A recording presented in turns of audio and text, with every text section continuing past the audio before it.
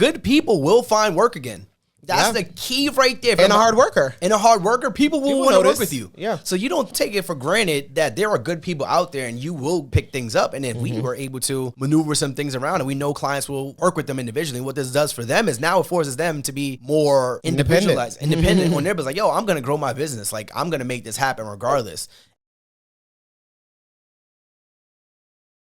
All right. What's going on, guys? Welcome to another episode of the More Than a Side Hustle podcast, where we help 9-to-5ers create more impact, income, and influence outside their jobs. My name is Anthony. And I'm Janoka. Thank you for joining us for another week. We're coming up on 2 years real soon, but thank you for those of you that download, share, comment, subscribe, all of the above week after week. We really appreciate it. So. Yeah, man. So we'll be talking about this week. So we are talking about experiencing heartbreak in business. Heartbreak, that's a strong word. Yeah. But maybe, yeah. I want to say for me, this was probably the hardest week of entrepreneurship. Really? I'd probably say, yeah. Outside of money, Okay. I think emotionally, this has been the hardest week of entrepreneurship. We're going to talk about it. What else is going on before we get there? Nanny's back, so that's good. Yeah, man. I know we spoke about this in the last episode, but Nanny is back. Lonnie's back to all her. I mean, she didn't skip a beat with her routines because you were able to take her to everything. The perks of entrepreneurship. Yeah. You were able to not miss anything last week. So Nanny's back. What else is happening? I'm doing a little quick girls trip weekend. We're preparing for like the fourth quarter. We have a lot of trips coming up that we have to get in order. The first and second quarter we were still, but now it's all back to back. But what is new with our life? We're always on the go. I think that's it, really. Work has been work for me. Nothing new. Nothing changing there. Yeah. Like you mentioned, perks of being an entrepreneur. So somebody hit me up recently and they were talking about my schedule and they was like, yeah, you could just meet with anybody because you're an entrepreneur. And I said, well, actually, that's not the case because I have my schedule in my day is probably a lot more packed than your schedule at your job because Absolutely is. Because I have obligations that I can't just throw off. At your 9-to-5, you have obligations, but there are things that you could say, yeah, I'll do it tomorrow. I'm going to go remote. I'm going to go to Target. I'm going to do that. I can't do any of that with being an entrepreneur. So I have to really you can go to Target. Well, if I have a plan, like I showed my schedule one day and it was literally from 8 in the morning to like 7 at night. Like back to back to back to back. Yeah. So people think about entrepreneurship as this ability to just kind of do what you want, when in actuality it's not. Yeah. So we knew that the nanny was going to be out. So what it required me to do was I literally had to plan my schedule around her. Now that is one of the benefits. I can plan my schedule around my life, which is fantastic. But sometimes there ain't no planning. Ain't no planning around your life. Like they have to work together. And we talked about that in the last episode too. And this week, remember we had that conversation speaking about working kind of crazy hours sometimes. This week, you have been working at night, if you will, meaning like after 6 p.m. every single day. Yeah. 4 days out of the week. And I'm like, we'll have one night and then the next I'm off to my girls trip weekend and what happens there. So that's not that's not every week, but this week, that's what it's looked like for you. Yeah, these are things you gotta be prepared for, especially if you're thinking about starting something outside your job. Because even if you have a 9-to-5, you're going to be, if you're trying to build something significant outside your job, there's gonna be times where you're gonna have to work after your job. Even when we were paying off the $114,000 of debt, we were working. I was at my job from 8 to 5, and then we went to the gym from like 5:30 to 10, and that was Monday through Friday, and Saturday was like 10 to 4 or something like that. Yeah. But if you're trying to build something, there's going to be times. It's going to be like we talk about seasons in business and life where you're going to have to just overextend yourself a little bit. Now, that's not going to be all the time, but this week was one of those weeks where we had to overextend ourselves. We had a community call. We had coaching calls. We had, what else? Webinars, Sunday, and then Monday coaching calls. And then Tuesday, we're bringing guests on. We got to maneuver. So it's not always Pieces and cream. Or rainbows and candies. Speaking of overextending. I don't know where you're going with that, but we'll see. Ourself in our business. Okay. We recently, as recent as yesterday, we're closing down our virtual assistant business. We bought this business in. And if you guys didn't know, we have a virtual assistant business. Wow. Which means that they are people who work remotely and they 100% cater to other people's cleaning businesses, meaning they will help you run it, they'll help you operate it. And yeah, so that's kind of give you some background on what that is. And we bought it when? When would we say? I want to say February 2021, right? I don't over 2 think years 2020. I don't think it was 2020. I want to say February 2021. We bought the business and we bought it. Maybe the first 4 or 5 months wasn't really making money, but then we were making money. And essentially the essence of it is we haven't been able to put in the amount of time and dedication that we had when we first got it. What you focus on grows, simply. And so for the past, we're in August, so for the past, I don't know, maybe 8 to 10 months, things have been, or maybe let's say 8 months to a year, things haven't really been the best. We've been trying different things, but still, once again, not really fully committing to it and not really fully putting our all into it to help it to grow. And we put a date on it when we did our plans for the year of 2023. I think we said May or June. We'll have to make a decision. It comes around if things are not getting better, if we're not putting more into it, if we're not getting people to stay, et cetera, we'll have to close it down and figure something else out. And one of the things that people don't, we say this all the time, is that you try to do too many things, nothing will work. Mm-hmm. So this is one of the, and we always talk about that as well. It's like you try to wear too many hats, something's going to fall through the cracks. Mm-hmm. I know as, 9-to-5ers, I know as entrepreneurs, we feel like, yeah, I can have 7 streams of income. But like my man Alex said, you have 7 streams of headaches trying to manage different things. And now, granted, this wasn't a headache where it was keeping us up at night, but we wasn't growing it we wasn't putting the attention into it the way we wanted to because everything else was happening. And and it wasn't one of those things where we're like, all right, we're going to try this thing for a week or so. We had this business for over 2 years now. Mm-hmm. And we even put money into coaching, getting coaching in this business too. Because I talk to people and they're like, yeah, but my little business has been losing money for a year. And then I was like, well, you haven't even invested any resources into it. You haven't put the time. If you don't have the time, you better put the energy or the money into it. And I want to say what it is about the money, losing the money, which I think makes a difference for us, is at one point it was very lucrative. So yes, we have been losing money consistently this year, but our bank account isn't in negative. Mm-hmm. So you don't feel it as much. The only reason we know we're losing money is because we have our accountant do P&L statements, profit and loss statements for us every single month. So we can see every single month, this is how much you made, this is how much you spent, this is what you got left over. Yeah. But technically our bank account is still in the positive simply because at one point we were making money. So I think that also makes a difference because it doesn't feel as bad because you're not putting any new money into it. It's just that the business isn't growing, basically. It's eating from the money, the profit that you had made at one point, basically. Yeah. So, but a lot of entrepreneurs are people who just start things. They're like, well, I can figure this out. And this is one of those things where we probably could have figured it out. Yeah. But you have to decide, is this something you want to figure out? Do you want to? Yeah. Do you want to keep that going? Do you what happened? I'm just saying, we have an episode on that, or when it's okay to let the business go or something. I forgot the exact line. Is it okay to quit?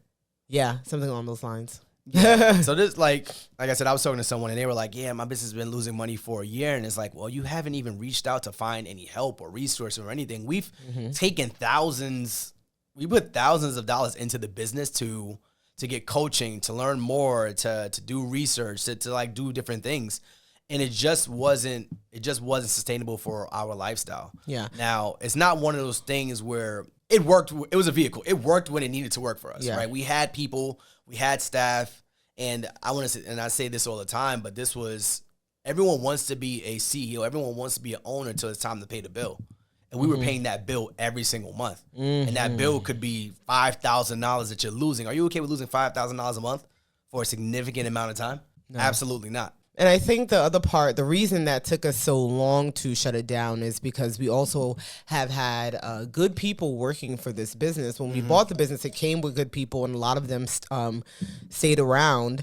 And it was like, well, we don't want to lose them. How do we figure out how can they work in our other businesses? And we really didn't have the answer for a long time. So it was really like, well, we don't want to lose them. I'm like, but we're going to be losing $1,000 just not to lose them, right? Yeah.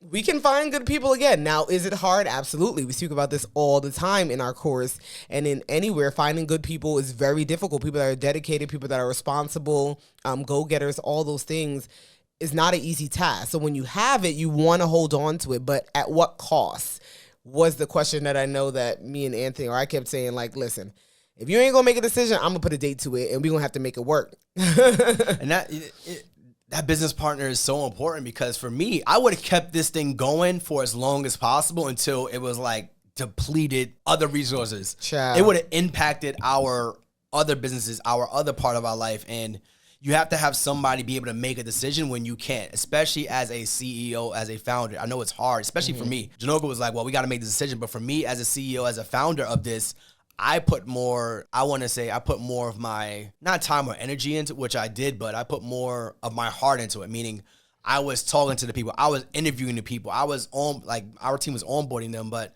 I knew everyone who came in.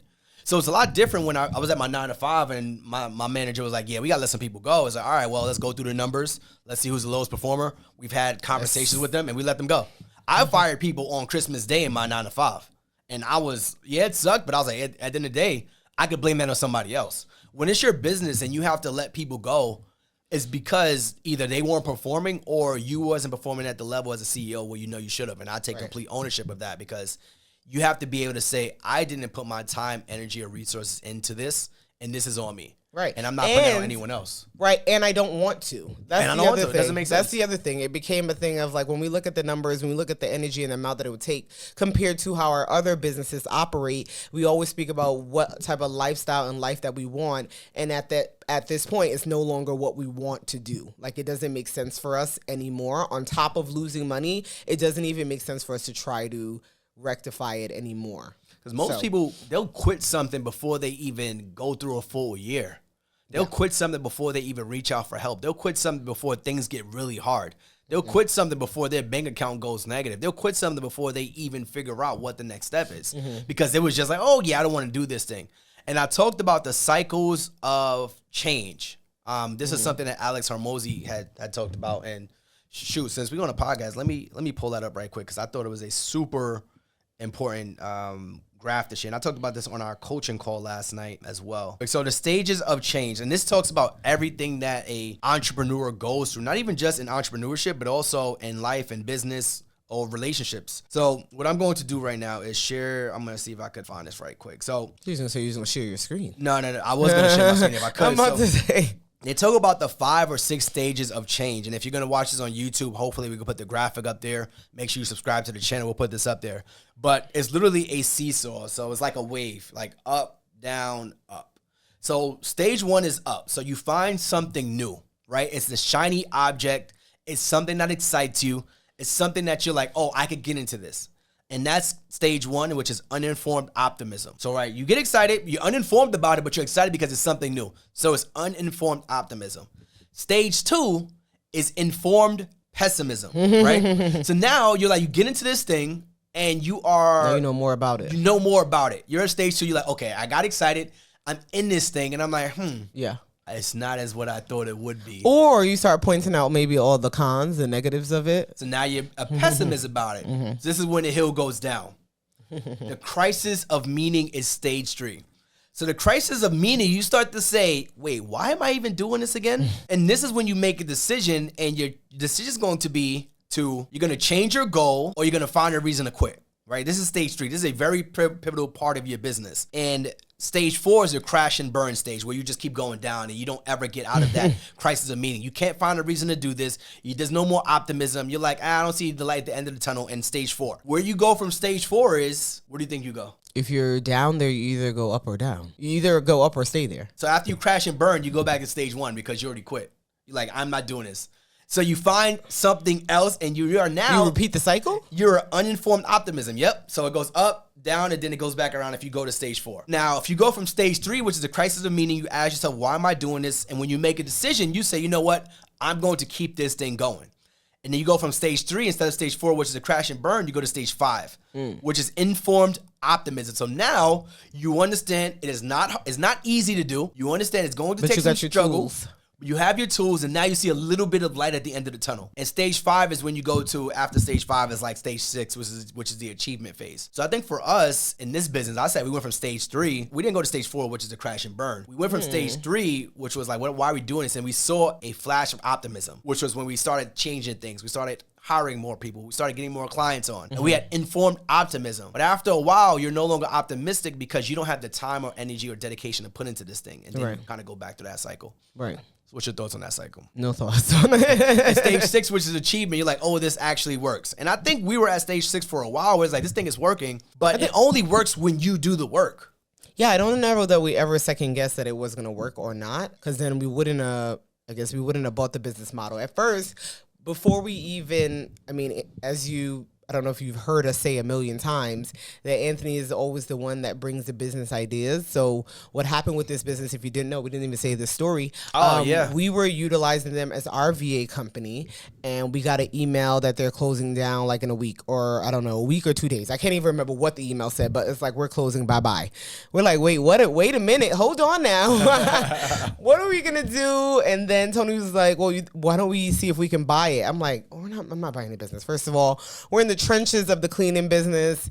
We don't have our operations manager. We have a VA. Like, this is, I'm not taking on more headache, because I feel like this could be the same thing as the cleaning business.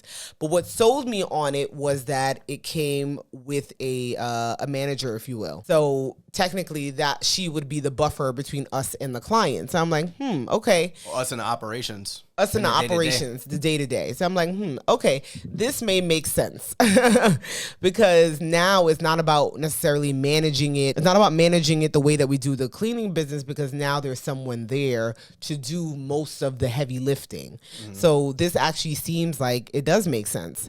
So that was the reason we went on to buy the virtual assistant business. We bought it because they were closing, and we were like, we'll take it on. And we did that for over 2 years and did what we could with it. But as we said, and also we say a lot of times too, I think a lot of things are lessons. It's not necessarily that, oh, you're closing, it's a failure. Absolutely not. At least not for us. That's not how we're going to see it ever. One, it served its purpose. 2, we then took that same individual that was a manager from the virtual assistant business and made her our operations manager in our cleaning business. So that alone makes it a win. Yeah. That, even though we've had losses this year, that alone makes it a win, because she has helped our business really pivot and grow tremendously since she's been in place. So where can you see like the guiding light? Where can you see the silver lining in all of this? And you got to think about that and no matter what you're doing. Now, that's a great silver lining as well. And then also, we can say we tried it. We can say we bought a business. We've grown it. What's our first and only business we've bought? No, we bought what did you buy? 2 cleaning businesses. Well, we bought their clients. Yeah. So we did that as well, and that didn't work out too well either. Maybe we just stopped buying stuff. But that wasn't a full on. Yeah, that wasn't a full acquisition. That was more of a client list that we bought.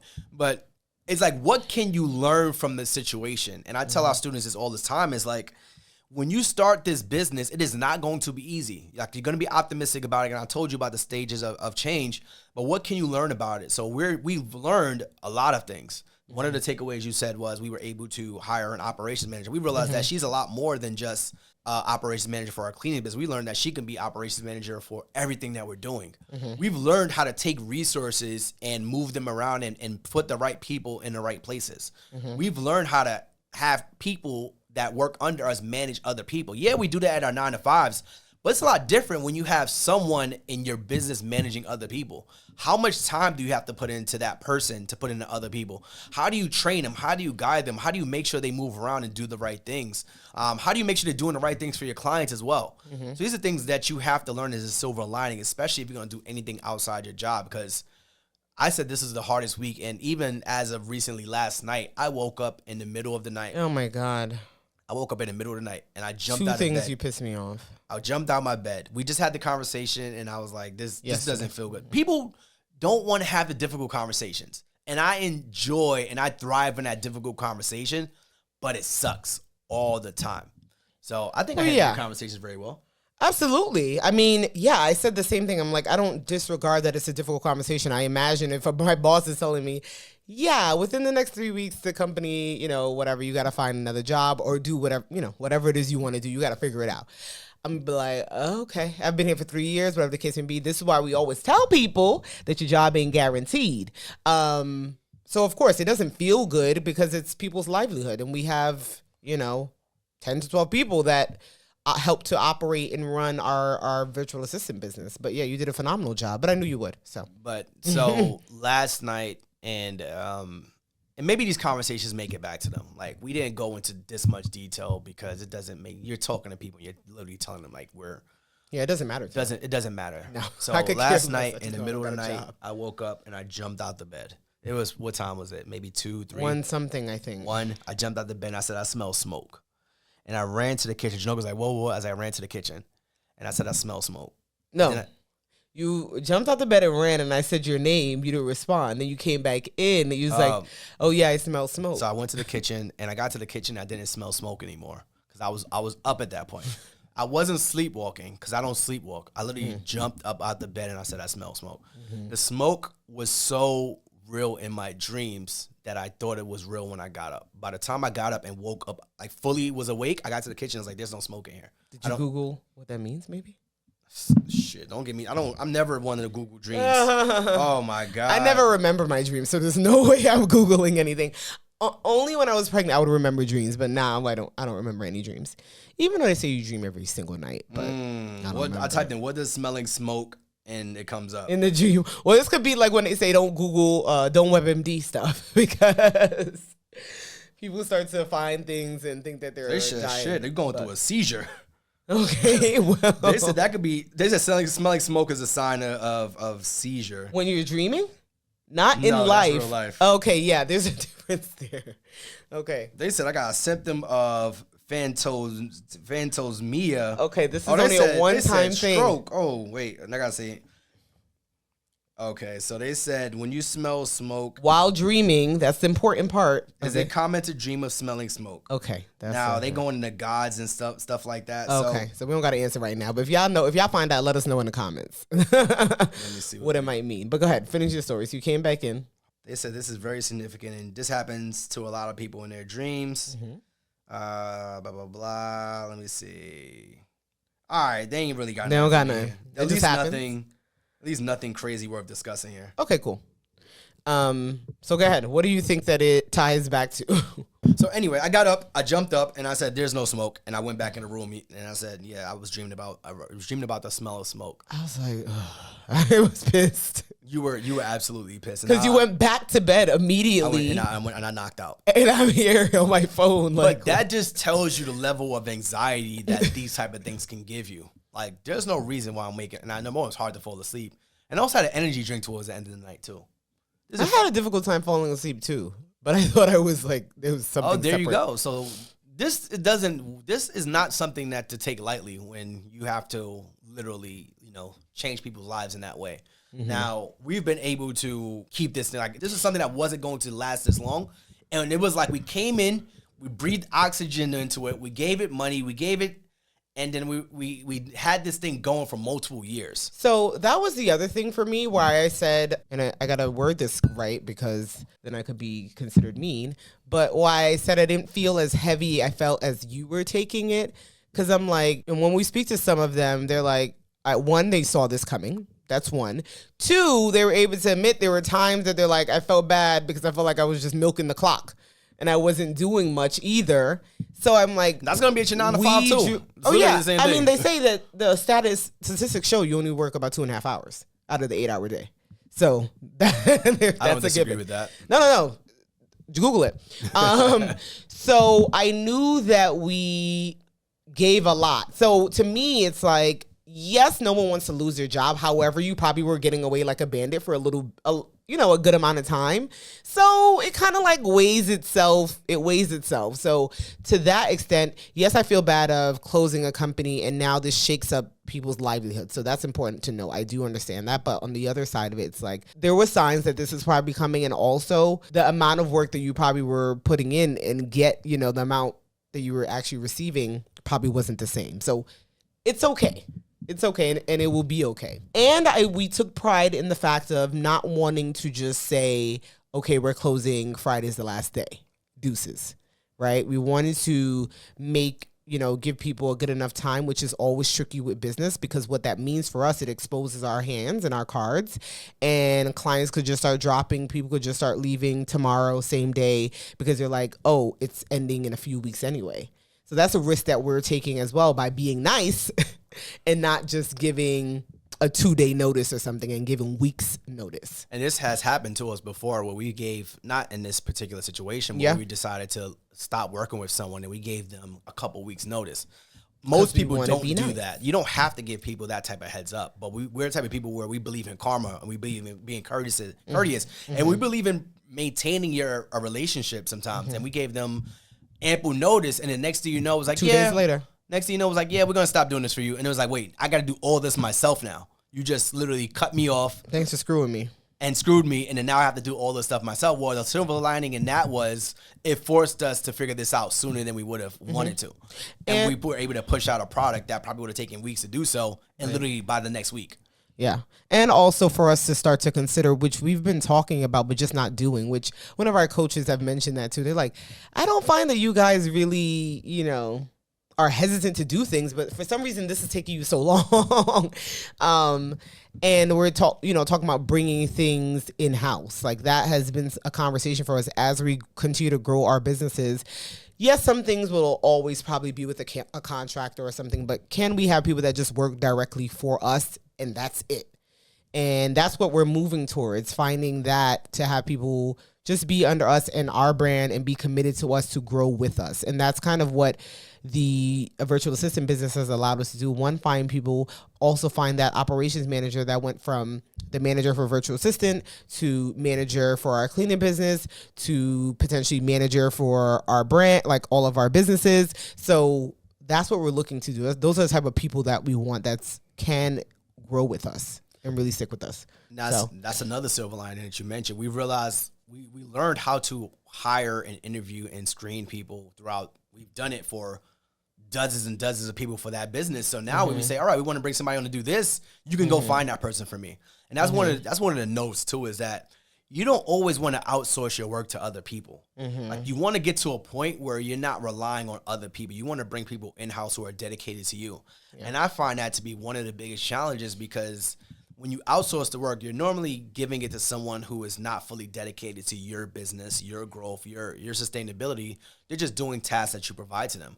Versus I'm hiring you full-time to work for me. And my boy Andre said, you go through seasons when you have those type of people doing that type of work. He's like, at some point, you got to bring those people in. He told me, like, yo, that's a good move, bringing people in-house. They're dedicated to you. And now we could find the people to help our students on a more individualized level, on a more on an assistance level, on the emails or the customer service or the management or the DMs or whatever it may be.